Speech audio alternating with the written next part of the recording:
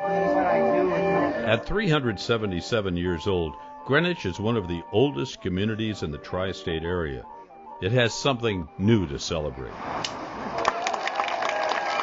The campus of the Greenwich Historical Society has just opened, featuring the historic site of the beginning of American Impressionist art.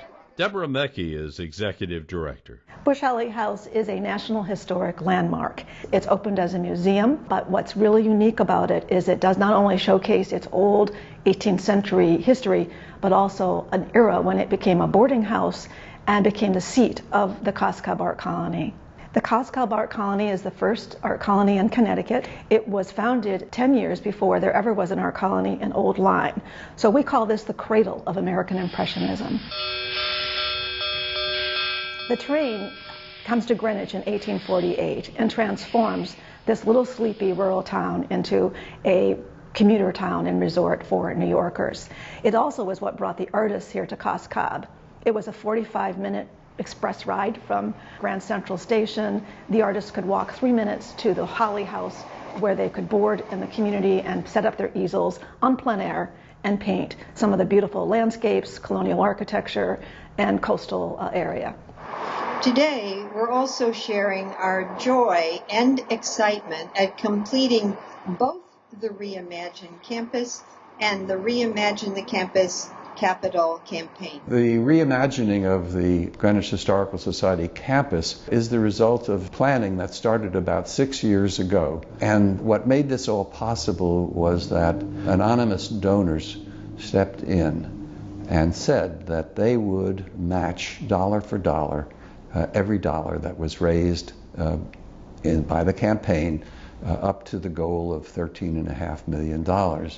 So the anonymous donor has matched $6,750,000, and the campaign committee, of which I am the chair, raised the other $6,750,000. The construction was not supposed to start until a very substantial portion of the money had been raised. I urged, and the board agreed, to let the construction start a year earlier while we were raising the money. And in fact, the project has been completed approximately a year ahead of schedule and slightly under budget. One of the great ladies of Greenwich, Claire Vanderbilt, without her we wouldn't be here, because I-95 was originally to go right through the Busch-Holley house. Claire Vanderbilt was the force behind the Greenwich Historical Society. She was a very good friend of John Davis Lodge, who happened to be governor of Connecticut. The official title of I-95 is the John Davis Lodge Highway.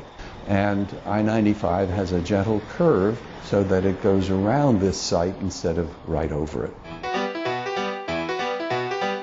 The building in which we are now sitting, Toby's Tavern, in the 1850s and 60s became the Railroad Hotel. And then David Scott Parker, the architect for the reimagined campus, he found a Child Hassan painting of Toby's Tavern with an organ grinder and a monkey outside and the artists sitting around drinking. And he found paintings and photographs of the exterior of what had been the Railroad Hotel.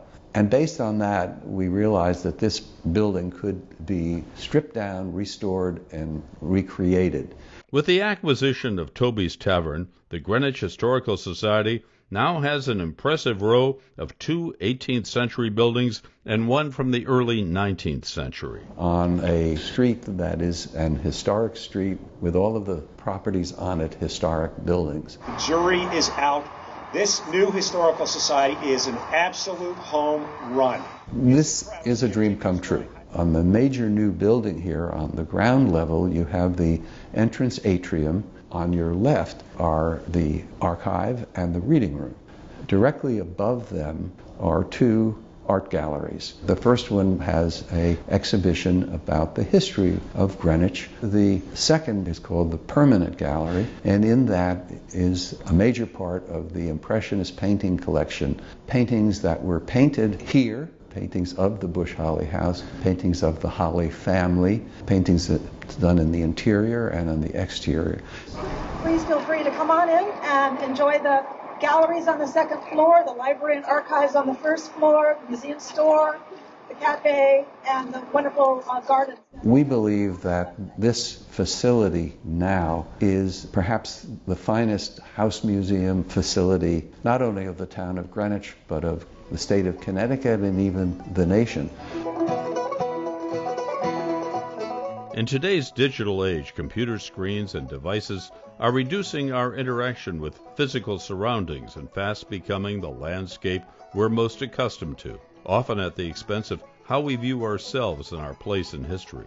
Through its newly reimagined campus, the Greenwich Historical Society is making sure its illustrious past, as home of one of America's earliest Impressionist art colonies, is preserved for generations of Americans to come. This is Bill Baker in my hometown.